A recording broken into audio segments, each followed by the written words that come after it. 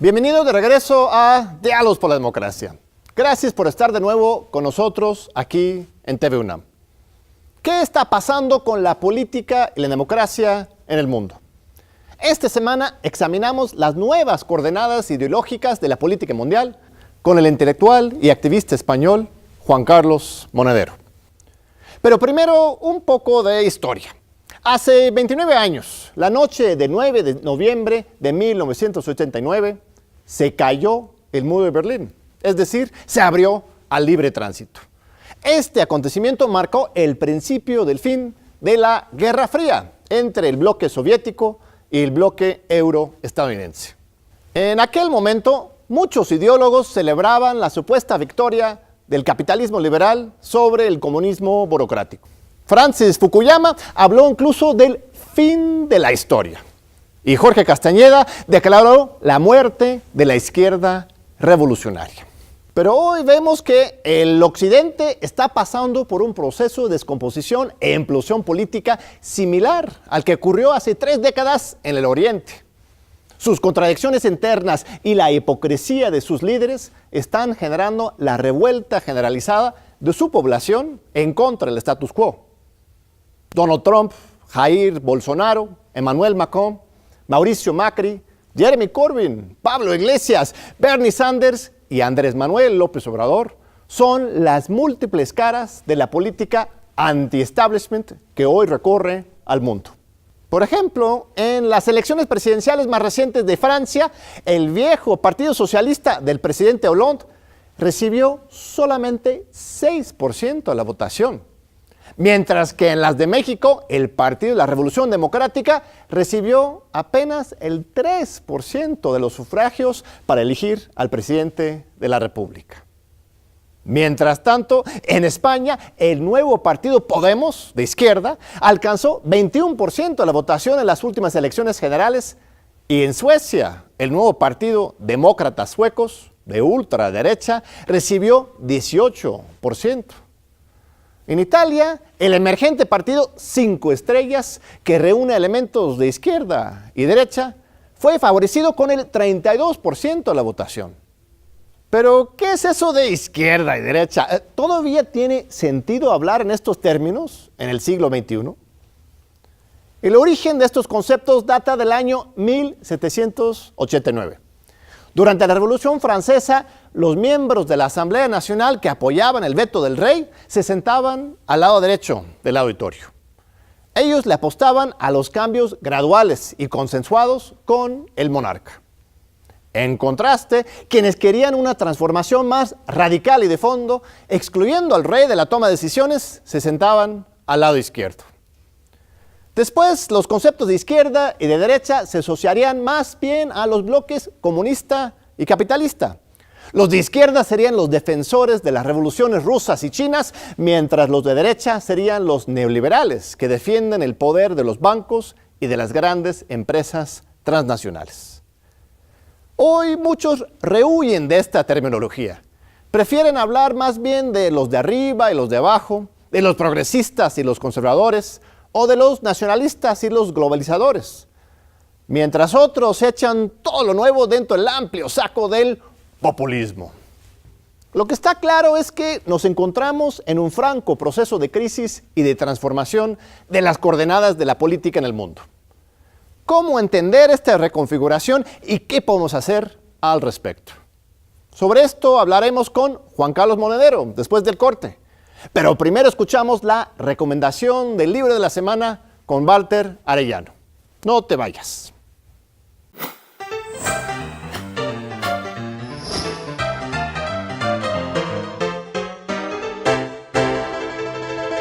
Muchísimas gracias, John. Hoy, en el libro de la semana, tenemos una propuesta crítica, muy ad hoc con el tema del día.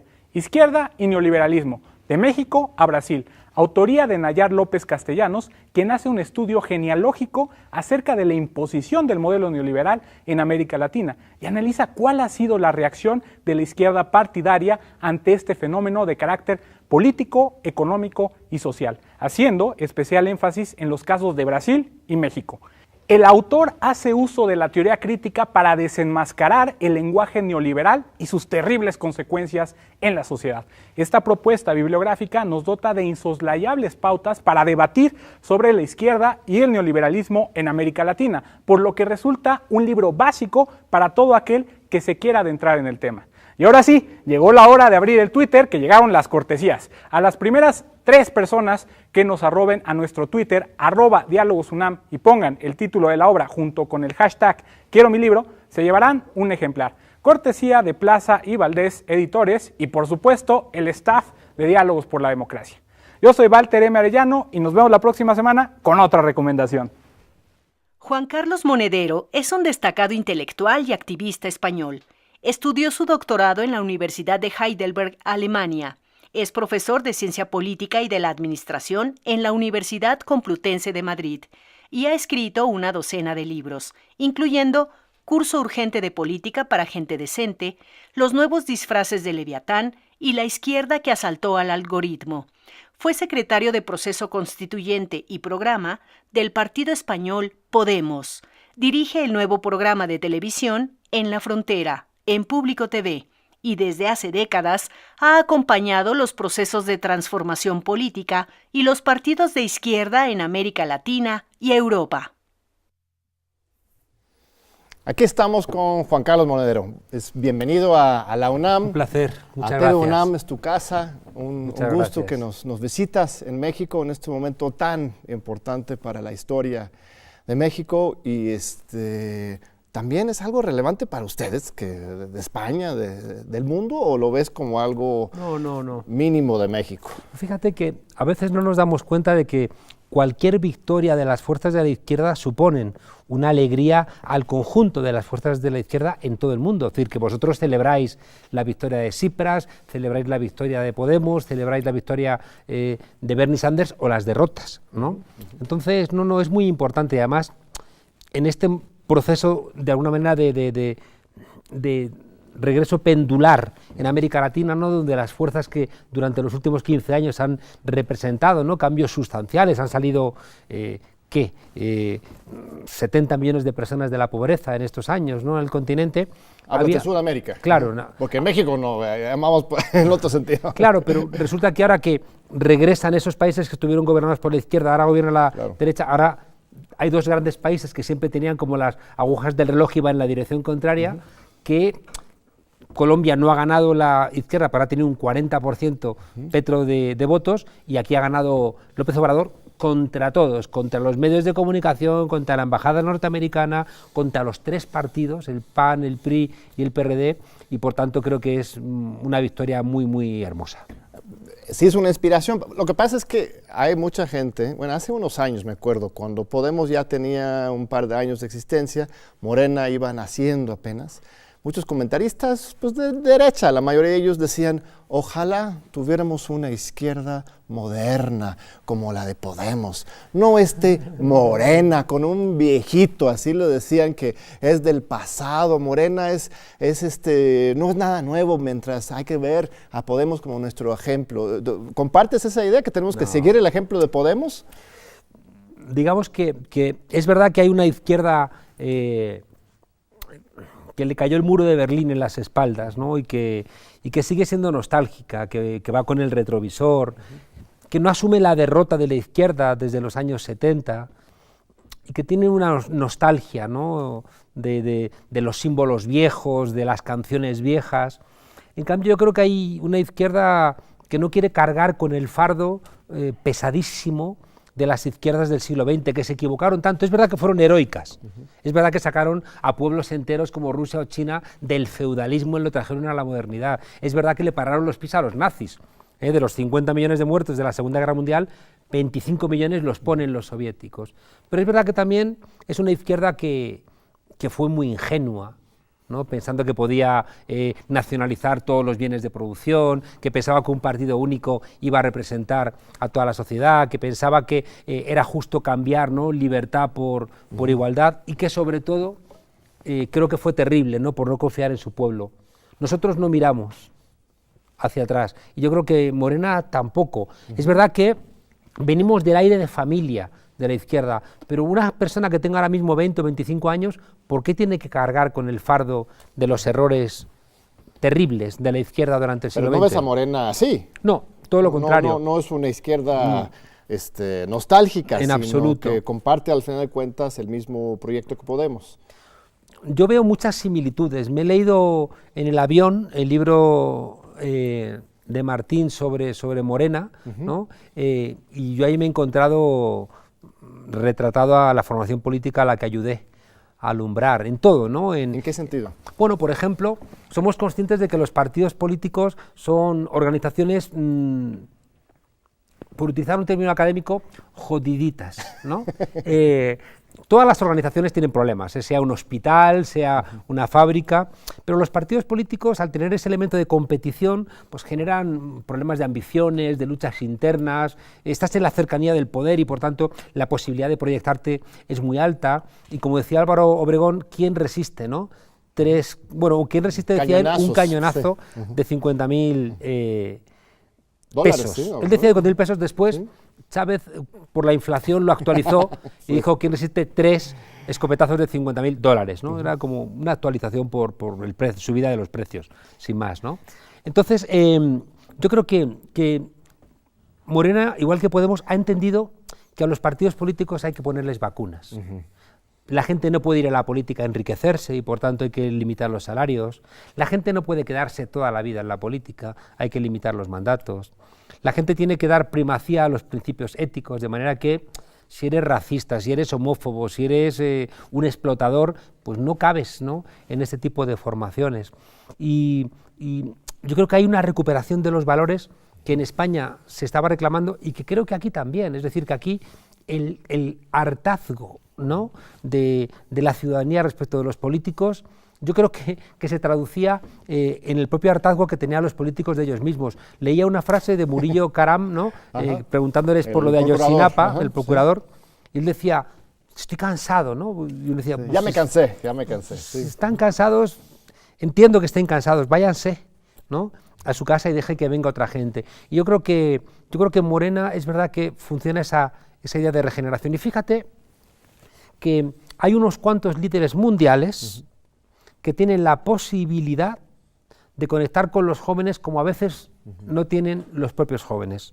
Y son gente que han demostrado a lo largo de toda su trayectoria política coherencia y honestidad. Y te estoy hablando de gente como Bernie Sanders, es un viejito, ahí está, como Jeremy Corbyn, es un viejito, ahí está, claro, o Andrés Manuel López Obrador, que no es tan viejito, ¿no?, y ahí está, ¿no? Y que cuando una persona ya con los 60 cumplidos sea capaz de emocionar a alguien de 20 años es porque ahí hay mucha verdad. Entonces lo ves como parte de esa misma familia, Morena con Podemos, sí, y Andrés Manuel como con Jeremy y con Bernie Sanders. Sí, y con Pablo Iglesias, y, es decir, con esos nuevos liderazgos. Yo creo que en el siglo XXI hay una reconceptualización de las edades, ¿no? Es decir, que una persona de 70 años no es una persona vieja en el sentido de que ya está como fuera de juego, ¿no? Yo creo que se han roto un poco esos tabúes, ¿no?, de compartimentos estancos, ¿no? Los viejos por aquí, los de mediana edad por acá, los más jóvenes por allá. Sí, fue increíble en la campaña, por ejemplo, hubo una campaña negativa, sucia, viralizada en las redes, en que se le dibujaba a Andrés Manuel, bueno, no era él, era un viejito intentando manejar un auto, y su hija, ¿no?, protagonizada por una muchacha, le dice a su papá, ya no intentes manejar, papá, ¿no? Ya ni usa llaves porque el señor está buscando las llaves, esto es nada más un coche digitalizado, ¿no? Y luego el mensaje es, no permitas que un viejito conduzca tu país porque no sabe cómo funciona. Pero se les revertió. La verdad es que la población mexicana vio esto y lo vio como discriminación y un insulto hacia todo un grupo de personas, y al final de cuentas, con muchas cosas de ataques negativos, terminaron ayudando a Andrés Manuel y a Morena. ¿Ahí en España están viviendo ese tipo de guerra sucia también en contra de Podemos? Sí, ¿sabes por qué? Porque hay unos asesores que son internacionales, Durán Barba, y para mí son gente muy sinvergüenza, ¿no? Porque no tienen muchos escrúpulos, no son constructores de campañas basura, lo que buscan es difamar al otro y son expertos en intentar encontrar cuál puede ser su punto débil. Bueno, pues vamos, ¿no?, a exacerbarlo. ¿Al servicio de qué? ¿No? Al servicio de quien te paga para ganar, al margen de que tenga un proyecto o no tenga un proyecto para México. A mí eso me parece terrible, me parece que me recuerda pues eso, al siglo XVI, grupos de mercenarios ofreciéndose al mejor postor. Yo creo que hay una cosa que ha ocurrido en México y que tampoco ha sido capaz de controlarlo el poder, que es la fuerza de las redes sociales, que sí que las han controlado, en tanto el Big Data no ha sido capaz de segmentar, pero después no han sido capaces de controlar los memes, ¿no? Y tengo la sensación de que este país, que fue el país que hizo un noticiero de los más vistos, presentado por un payaso, ¿no? El Broso. El Broso, ¿no? Es el mismo país que, de alguna manera, esa mirada irónica o incluso sarcástica, no siempre la han convertido en un desahogo paralizante, sino que la han convertido en una manera de desafiar al poder. Estoy pensando en un meme que me parecía muy gracioso de Peña Nieto, que decía: mañana tengo un examen de orina y no he estudiado nada, ¿no? O sea, Claro. Entonces, yo creo que esa queja joven y fresca produce risa cuando se les quiere atacar a López Obrador como que no puede manejar un auto. Tiene un poco más de profundidad en México, no sé por qué, podemos analizarlo. O sea, tenemos otros casos de la comedia política. Guatemala, Jimmy Morales, un comediante. Italia, el tal Pepe, ¿no? Grillo, Pepo ¿no? Grillo, Pepo sí. Grillo, ¿no? Ahí de repente la comedia se convierte en algo muy perversa. Aquí tenemos una comedia de izquierda, yo creo que una tradición muy particular. Los Moneros, por ejemplo, aquí mismo en TV UNAM tenemos un programa que es del Chamuco TV, que es de crítica frontal, politizante, pero humorístico también. Claro, yo creo que hay una parte... Hay tesis doctorales, ¿no?, sobre el papel del Chavo del Ocho, ¿no? Es decir, ahí en qué medida, bueno, o el propio Cantinflas, ¿no? Es decir, ese personaje que es de popular, de pueblo, pero que en ese humor señala al adversario del pueblo. Ahí tengo un problema con lo que llamamos la infosátira, donde a veces hay programas de humor que lo que hacen es que te llaman a la risa, pero no queda ningún pensamiento. Claro. Y por tanto, esa risa, esa carcajada, ese desahogo, después no acompaña con ningún tipo de reflexión y por tanto eso no es humor, es chiste o risa, ¿no? El humor verdadero es un humor, la tradición española, ¿no?, desde los pícaros, Quevedo, el propio Cervantes, Don Quijote, es un humor que tiene un pozo de amargura porque te hace reflexionar. Y yo creo que el poder siempre ha sido, recuerdo perfectamente, ¿no?, cómo le molestaba a Fox, ¿no?, el humor, cómo le molestaba a Calderón, ¿no?, y a Peña Nieto, porque no lo soportan, igual que también muchos dirigentes del PRI o del PAN planteaban la necesidad de que los memes estuvieran prohibidos, ¿no?, porque se sentían lejos de esa solemnidad que tienen los idiotas. Pasamos regresamos a España, porque ustedes también son gobierno. Es un poco diferente. Más o menos. Bueno, ahí me dirás. Más o menos. Pero hay cambios políticos en España. Por fin hubo un giro hacia la izquierda, una alianza PSOE-Podemos que permite que haya una transición ahí en España. ¿Tienes esperanza con respecto al futuro político de España o estamos estancados? Muchas, igual que tengo muchas esperanzas en México. Fíjate que a mí me desesperaba que aquí ocurrieran cosas que no significaran ningún tipo de precio político para Peña Nieto. Que podían descubrirle procesos de fraude masivos y no se traducía en nada. En España se descubrió, ¿no?, un enriquecimiento del Partido Popular en uno de los muchos fraudes y eso le costó el puesto a Rajoy. Y eso es una señal que a mí me gusta de mi país, porque creo que España es un país que en comparación con Europa seguimos teniendo, demasiada laxitud en el respeto, ¿no?, a la corrupción, ¿no?, en la asunción de la corrupción. pero decidimos que Rajoy tenía que salir del poder porque el Partido Popular se había enriquecido, ¿no? Aquí se descubrió que Peña Nieto había ganado las elecciones repartiendo, ¿no? Tarjetas de supermercado y no pasó absolutamente nada. Creo que la victoria de López Obrador en México supone un punto de inflexión que se está viendo ahora mismo. Es decir, ¿qué ocurriría si gobernase Peña Nieto con la llegada de los inmigrantes? Seguramente Peña Nieto, que cometió ese acto para mí... Bueno, todavía está, ¿eh? Está ahorita bueno, Peña. ya, pero está retirado porque Sí. sabe que no puede hacer nada, ¿no? Pero Peña Nieto, no podemos olvidarnos que fue el que invitó al castillo de Chapultepec a Donald Trump a insultar a los mexicanos en el lugar donde los americanos ya habían insultado a los mexicanos. Es terrible. Y yo estoy convencido, John, de que Peña Nieto le hubiera ofrecido a Trump hacer el papel que Turquía está haciendo con Europa, ¿no? Es decir, te subarrendamos, ¿no? Tratar a los inmigrantes y además no les vamos a respetar los derechos humanos, ¿no? De hecho, en esa frontera del norte, qué terrible ese hecho, ¿no? Vamos a un pequeño break y regresamos en un minutito para seguir con Juan Carlos Monedero. Gracias. Aquí seguimos con Juan Carlos Monedero, gracias. Estabas hablando sobre la política en España. Lograron tumbar a Rajoy en un acto de rendición de cuentas, dices. Así como en México corrimos al PRI, el PAN, el PRD. El 1 de julio, Andrés Manuel llega como un castigo del pueblo y una solicitud de rendición de cuentas. Ahí también hay este cambio y Podemos estar en el gobierno. Bueno, más o menos. No hemos llegado a ese punto. ¿Dices que más o menos, sí o no? Sí. No, en el gobierno no estamos, ¿no? Te decía que me parecía tan importante la victoria de López Obrador por lo que implica, ¿no? Continentalmente frente al loco de Trump, la victoria de Bolsonaro. Me parece que es una política de sensatez, ¿no?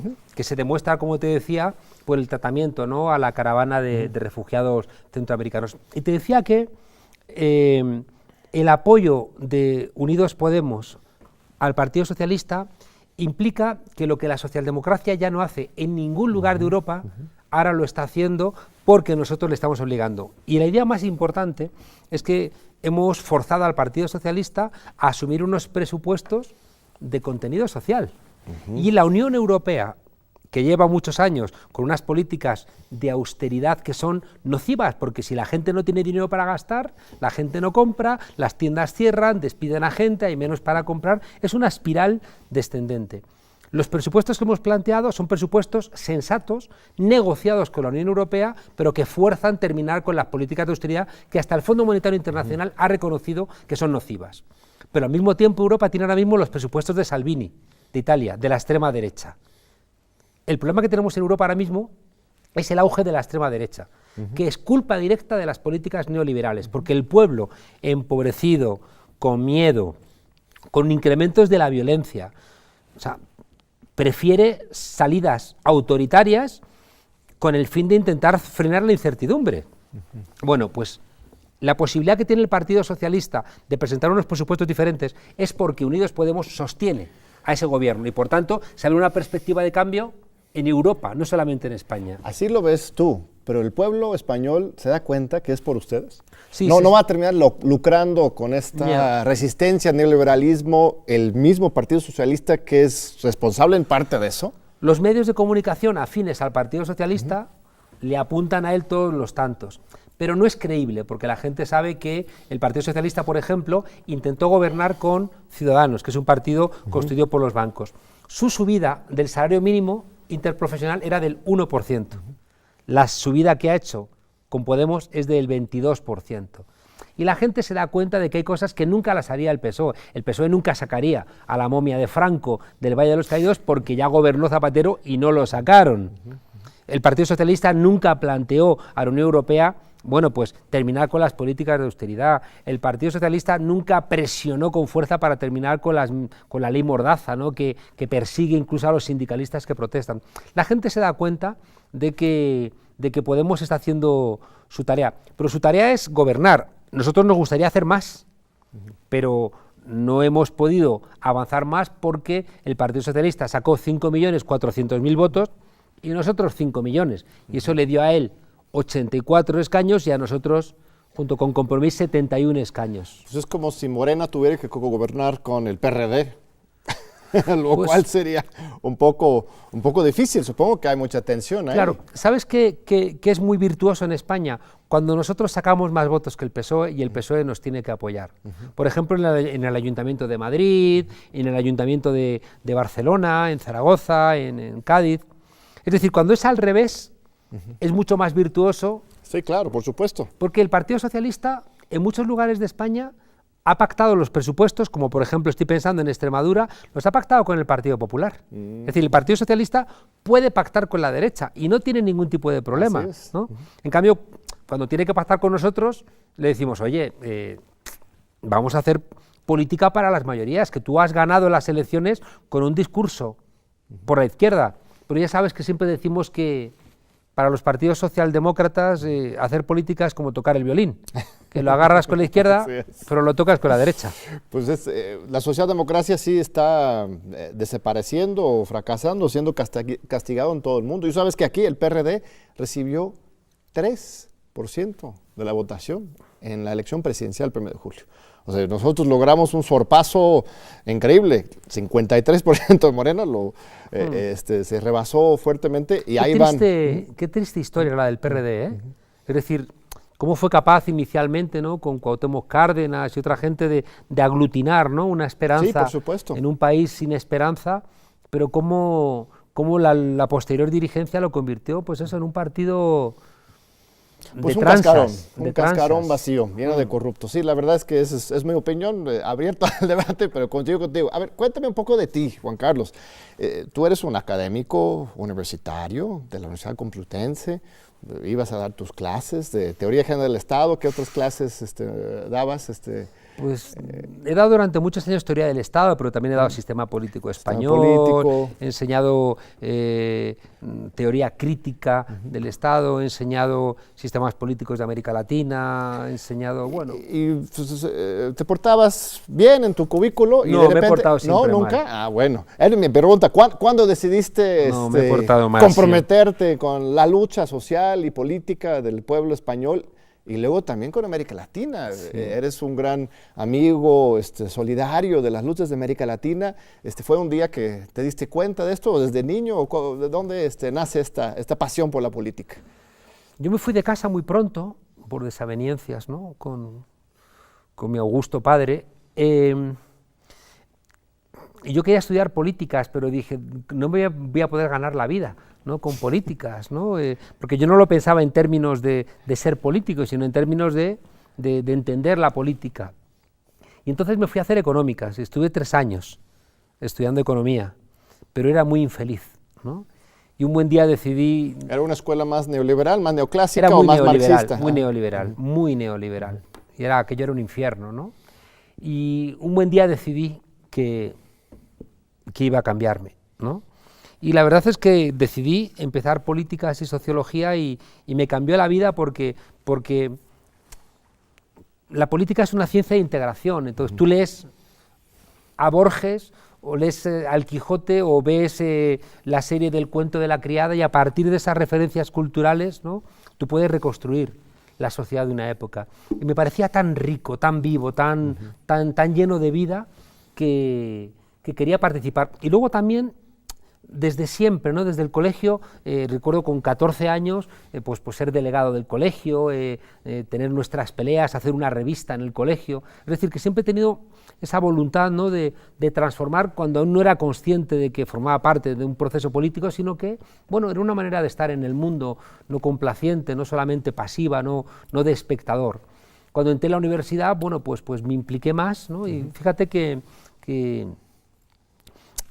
yo nunca pertenecí a la tradición comunista, ¿no?, porque cuando llego a la universidad me parecía que la Unión Soviética ya estaba absolutamente amortizada, no iba a ningún lado, ¿no?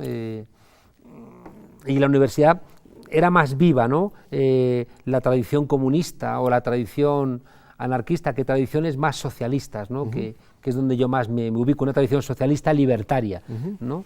Y bueno, pues en la Facultad de Ciencias Políticas montamos un grupo, ganábamos las elecciones, hicimos mucha lucha universitaria. ¿Como estudiante todavía? Como estudiante. hicimos mucha pelea universitaria. ¿En la Complutense en la también? Complutense, sí. Siempre ha estado ahí. Luego me fui a Alemania, terminé con una muy buena nota, ¿no?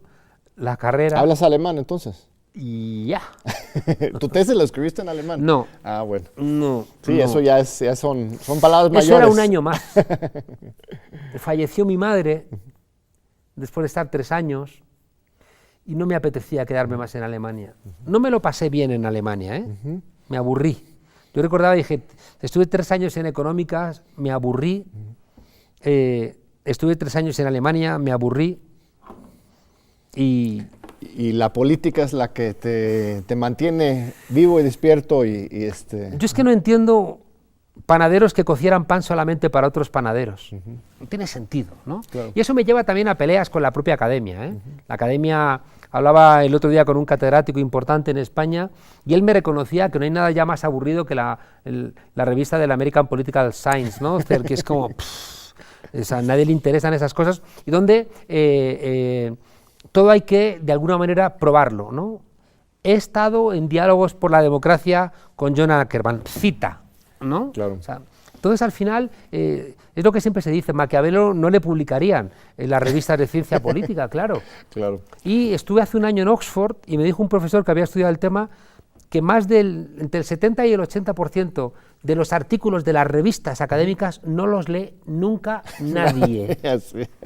Entonces es un poco absurdo que estemos construyendo una supuesta ciencia que no le interesa a nadie, ¿no? Y por eso yo siempre he estado como participando de la política, militando en partidos, militando en movimientos sociales y haciendo muchas cosas hacia afuera, ¿no? Mucho Pero antes. también tienes una vida universitaria. Sí, claro. Das clases, eres Doy estudiante. clases, tengo mis 2 sexenios de investigación, ahora voy a presentar el tercero. ¿Y te consideras de izquierda? Mira, en el curso urgente de política para gente decente hay un capítulo que yo lo llamo el baúl apolillado de las ideologías, ¿no? Donde hay dificultades ahora para saber qué es ser de derechas y qué es ser de izquierdas. De izquierdas es Pol Pot, Andrés Manuel López Obrador, Nicolás Maduro, Olof Palme, Felipe González, Susana Díaz. Dices, no puede ser que personajes tan dispares todos sean de izquierdas. Entonces, ¿qué significa ser de izquierdas? Ser de izquierdas es como un aire de familia que de las 3 grandes preguntas de la Revolución Francesa, la libertad, la igualdad y la fraternidad, la que construye el aire de familia de la izquierda es la fraternidad. La libertad la asumió el liberalismo, una libertad de déjame hacer lo que yo quiera, ¿no? La igualdad la convirtió también el liberalismo en una igualdad ante la ley. Y la fraternidad, fíjate que quien propuso el lema de libertad, igualdad y fraternidad fue Robespierre. Y la idea de fraternidad, que generó enormes debates en la Asamblea Francesa entre esos años, ¿no? En el 91, 93, Robespierre planteaba frente al grueso de los burgueses franceses que, por ejemplo, Haití tenía derecho también a ser ciudadana francesa, Claro. mientras que había una parte de la burguesía que decía que eso de que los negros, ¿no?, cantasen la marsellesa era intolerable. Igual que Robespierre fue quien dijo que los menestrales, los pobres, las mujeres... Claro, ¿qué ocurre? Que la cabeza de Robespierre rodó a un cesto y entonces ahí la idea de fraternidad desapareció, porque la fraternidad es la unión de los que no tienen respecto de los que tienen. La fraternidad es la unión de los hermanos frente al padre, el cura, el empresario, el rey, el aristócrata. Entonces la fraternidad es muy subversiva. Fíjate que Robespierre no tiene calle en París. Sí, yo sé, es increíble cómo la han borrado. Tienen la banlieue en los alrededores, pero en París no quieren, y ha habido debates a veces, no quieren. ¿Por qué? Porque en el fondo, fíjate que ese presupuesto de la izquierda es el que después va a resumir la Comuna de París de 1871, ¿no? Pero que está también en ese aire de familia de lo que plantea Podemos o de lo que plantea Morena, que es, bueno, las mayorías, ¿no? Es decir, que las mayorías tenemos en común algo frente a los que no nos dejan ser felices. Hay un presupuesto también de felicidad y de alegría. Hay una cosa, por ejemplo, que yo sí que veo en Morena, que no la tenía el PRD, que es la alegría. El PRD seguía arrastrando, ¿no? Sí. Esa izquierda ceniza, esa izquierda triste, esa izquierda nostálgica, esa izquierda envenenada, ¿no? Como si te hubieran robado un paraíso en el pasado. ¿Cuándo no éramos felices en ese pasado? En cambio, Morena, lo pensaba hace un par de días, fíjate cómo pudrió este país el PRI, cómo lo pudrió el PAN, ¿no? Que cuando y el propio PRD, que cuando los sucesos terribles, ¿no? de septiembre, cuando tembló la tierra y el Estado no era capaz de responder, ¿no? Fue el pueblo el que se echó a la calle, ¿no? El terremoto del 19 de septiembre del año pasado. Sí, el 19 de septiembre, ¿no? Con esos gestos, ¿no? Que la gente levantaba el puño y de repente silencio, que parece que aquí hay vida. Y recuerdo que en uno de los momentos la gente empezó a cantar el ay, ay, ay, ay, canta y no llores, ¿no? Es decir, en un país que estaba llorando, pero como que vino una alegría, ¿no? De decir, no nos vais a vencer, cabrones, no nos vais a derrotar, ¿no? Y tengo la sensación, tuve la fortuna de estar aquí la noche del Zócalo. Eso, ¿cómo la noche de la victoria, del 1 de julio. ¿Cómo construyes eso, no? ¿Cómo puedes en esa película contratar a tantos extras, ¿no? Para que claro, llenen, ¿no? El Zócalo con esa alegría, ¿no? Con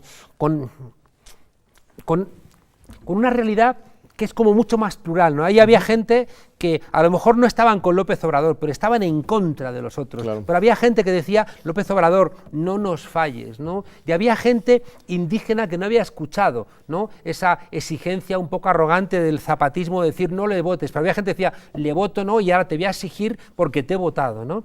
Y esa alegría de que por fin de verdad, porque hay una cosa que yo a ti te he leído mucho, ¿no? Y es esa mentira heredada de España de que en 2000 había una transición, ¿no? Dices, pero que esto es un fraude, ¿no? ¿Qué transición? Es como en España. España se acostó franquista y se levantó demócrata. Y buena parte de los problemas que tenemos es porque no se hizo ningún tipo de revisión del franquismo. Y por eso la justicia es franquista, muchos policías son franquistas, la universidad es franquista, porque nunca ha habido una reflexión, ¿no? que desfranquistice nuestro país, y por eso está Franco todavía en el mausoleo ese, mientras que 114.000 víctimas de Franco están todavía en cunetas y en fosas comunes. Y aquí creo que ocurre algo similar, ¿no? Aquí de repente viene el PAN, y el PAN, pero ¿qué hizo Fox? ¿No? Sino traicionar todas las posibilidades de cambio. Y hay una cosa que yo creo que está detrás de esa alegría que tiene este pueblo, ¿no? Siempre recuerdo que en España lo discutíamos mucho, ¿no? Que las energías utópicas de un pueblo se tardan mucho en madurar, claro, ¿no? Como que tardan a veces 2 generaciones, ¿no? Y que por tanto no tienen que desperdiciarse, porque luego se tarda mucho en recuperar. Pero aquí de repente está el fraude del 86 y 88, sí, perdón, ajá, y la gente se recupera. Aquí está el fraude de 2006 y la gente se recupera. El de 2012 la gente se recupera. Aquí está el movimiento Yo Soy 132, fracasa y la gente se recupera. El movimiento de Javier Sicilia, fracasa y se recupera. El levantamiento zapatista, fracasa y se recupera. Y dices, ¿de dónde saca este pueblo tantas energías utópicas, ¿no? Muy bien, Juan Carlos. Si te quedas con nosotros un poquito más, vamos a tener una última sección en que vas a tener la oportunidad de dialogar con unos estudiantes utópicos de la UNAM. Los que me van a hacer las preguntas difíciles. Así es, muy difíciles. Bueno, unos segunditos, espéranos. Vamos con la sección cultural de América y regresamos con Juan Carlos Monedero. No te vayas.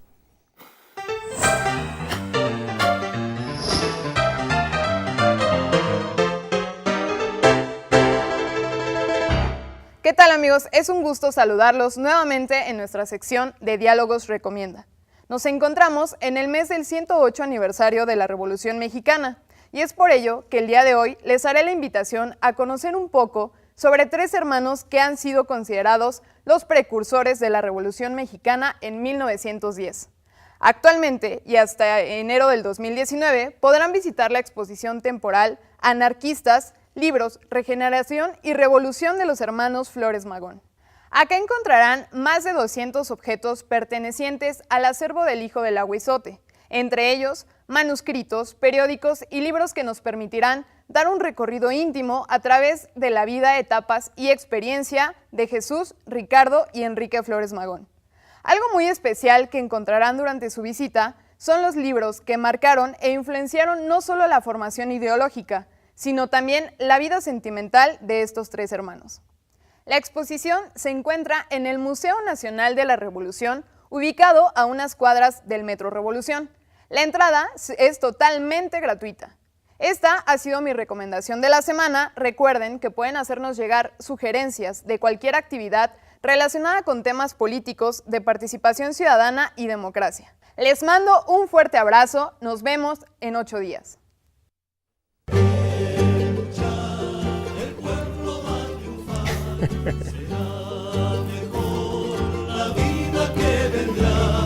A contemplar nuestra felicidad y en un clamor mil voces de combate se alzarán. Pues eso la conocen, la canción es El pueblo unido jamás será vencido. Aquí el artista fue Inti Illimani. Y aquí estamos. Qué canción, ¿eh? Seguimos con Juan Carlos. ¿Qué te hace pensar esa canción, Juan Carlos? Pues me acuerdo, pues como igual de con Quilapayún, ¿no?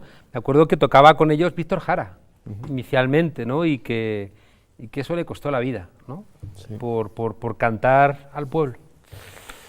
Pues aquí eso tenemos... no le va a pasar a Julio Iglesias. Así es. Aquí estamos con Stephanie, con Guillermo y con Itandewi, que están aquí con mucho gusto, quieren hacerte algunas preguntas. Tienen cara así como malignos, ¿no? Como que... No, vamos, Guillermo, empezamos contigo. Hola, mi nombre es Guillermo Miranda, yo soy egresado de la Universidad Nacional Autónoma de México, de la Facultad de Derecho, y pues yo quería plantearle una pregunta concreta dentro del nuevo paradigma que está viviendo América Latina con los gobiernos del norte y del sur, especialmente de Bolsonaro en el sur, el nuevo, y de Donald Trump en el norte. ¿Qué deberá hacer el gobierno mexicano, el nuevo, el entrante, para poder mantener una buena convivencia con estos regímenes, que sabemos que son políticamente de otro sentido? Yo creo que es muy importante que el gobierno de López Obrador entienda que en el caso de Estados Unidos, más de la mitad de la población en términos de votos está en contra del gobierno de Trump. Es decir, que es verdad que Trump ganó, pero tiene una amplia mayoría de gente en contra, pero bastante amplia. ¿Por qué? Porque el sistema electoral norteamericano es muy tramposo e impide que vote las comunidades negras, las comunidades latinas, la gente pobre, y por tanto hay millones de gentes que si hubieran podido votar, habrían arrasado a Trump. Y además, incluso así, Hillary Clinton ganó en votos, ¿no?, a Donald Trump. Y por tanto, no puedes olvidarte, ¿no?, de que una parte sustancial de ese pueblo está radicalmente en contra de Trump. Y con Bolsonaro ocurre lo mismo, ¿no? Hay una parte muy, muy importante del pueblo brasileño que lo adversa. Ahora bien, yo creo que en las relaciones intergubernamentales, en el ámbito internacional, pues hay una serie de reglas que hay que cumplirlas, y por tanto López Obrador tiene que llevarse bien con Bolsonaro y tiene que llevarse bien con Trump, aunque sean dos locos, ¿no? Y que en todo caso que sean ellos, ¿no?, los que quiebren las normas de convivencia. Sí que es importante, creo que sobre todo con Estados Unidos, que López Obrador haga valer, ¿no?, la soberanía nacional. Es verdad que Donald Trump, si además de estar loco, ha tenido, ¿no?, la sumisión que expresó Peña Nieto, ¿no?, que era una manera de decirle: aquí está México a su servicio, señor presidente, corre el riesgo Donald Trump de pensar que va a hacer lo mismo con López Obrador, y ahí se equivocará, y es bastante factible que haya algún tipo de confrontación. No van a encontrarse a la hora de entender qué pasa con la caravana hondureña, porque Donald Trump va a intentar que México haga con los inmigrantes lo que está haciendo Turquía con los inmigrantes en Europa. Y López Obrador no lo va a consentir, porque López Obrador es un hombre decente. Y luego yo creo que Bolsonaro va a tener tantos problemas, ¿no?, con su entorno, que no creo que llegue a contaminar, ¿no?, la relación con México, porque va a generar muchos problemas con Venezuela, va a generar muchos problemas con Argentina, va a generar muchos problemas con todos los países, ¿no?, de su entorno. Pero en cualquier caso, yo sí que desearía que, al igual que todos los grandes hombres latinoamericanos han pensado en la integración, López Obrador, que estoy convencido que va a ser uno de los grandes hombres de América Latina, pues entienda el continente desde, ¿no?, el Río Grande hasta el sur, como lo entendió Aya de la Torre en Perú, como lo entendió Perón en Argentina, como lo han entendido, ¿no?, las grandes figuras latinoamericanas. Muy bien. Stephanie. Hola, yo soy estudiante de la maestría en el posgrado de Derecho de la UNAM y mi pregunta es la siguiente. ¿Tu nombre completo es Stephanie? Stephanie Ibarra. Ibarra, gracias. Y mi pregunta es, ¿cómo hace la distinción el partido Podemos entre tomar y ejercer el poder? Y la segunda pregunta es, ¿cómo teoriza el capitalismo contemporáneo? Ups, Dos grandes. Empieza con uno y luego vamos con Itandeo y regresamos. Sí. qué preguntas más difíciles. Desde la Segunda Guerra Mundial, la izquierda renuncia al asalto al Palacio de Invierno, ¿no? Y la izquierda asume la democracia liberal. Es decir, que después de la Segunda Guerra Mundial, en el ámbito europeo, la única manera de contender políticamente es electoralmente, ¿no? Y por tanto, el poder se toma electoralmente, no hay otra, ¿no?, no hay otra manera. Y se ejerce, a diferencia de la democracia liberal, se ejerce a través de fórmulas compartidas de democracia liberal y de democracia participativa. Es decir, que la democracia liberal buscaba una idea fea, que es parlamentarizar los conflictos para, de alguna manera, domesticarlos. Los conflictos que marchan por las calles reclamando transformaciones profundas de nuestro sistema, sean laborales, sean de igualdad de la mujer, sean de reclamación de cualquier derecho, cuando tú los parlamentarizas, los canalizas, ¿no? Y por tanto les quitas mucha fuerza. Podemos entendió que la vía parlamentaria es obligatoria, es decir, tiene que haber leyes, ¿no?, para que pongan en marcha políticas públicas, pero si la gente en la calle, esas cosas no funcionan. Los grandes retos que tenemos ahora mismo en todos nuestros países, en todos, que son la robotización de la economía, que son las migraciones, en algunos lugares vinculados, ¿no?, a cambios climáticos y en otros vinculados a guerras. En Europa, el envejecimiento de la población, el propio cambio climático, es decir, son cambios tan estructurales que no los va a solventar ningún partido, ni ningún parlamento, ni ningún gobierno, sino que forman parte de cambios estructurales que tenemos que debatir en las calles. Juan Carlos, sí, es que el tiempo corre y quiero dar la oportunidad a Itandeo también hacer su pregunta. Adelante, por favor. Y lo último, el capitalismo actual es un capitalismo cognitivo, es decir, estamos luchando contra un sentido común y es mucho más complicado. El capitalismo neoliberal no es un modo de producción, es un sentido común y por eso es tan difícil confrontarlo. ¿Por qué? Porque todos nos hemos hecho consumistas, todos somos zombies, a todos nos ha mordido el zombi y aunque no nos demos cuenta, todos estamos atravesados de ese modelo de vida donde todo es una mercancía y lo que queremos todos y todas es consumir más y más y más. Y por eso incluso en las zonas más ricas de Europa un 30% sobrevive con antidepresivos. Muy bien, vamos con Itandehue. Mi nombre es Itandehue Manzano Sánchez y nombre más bonito. Gracias. Y soy egresada de la Facultad de Derecho, pero de Aragón, pero es igual UNAM. Y mi pregunta es, ¿en qué medidas concretas cree usted que el gobierno español actual podría apoyar, bueno, derivado de la fuerza parlamentaria con que cuenta Podemos, podría apoyar al nuevo gobierno mexicano entrante en términos de colaboración internacional?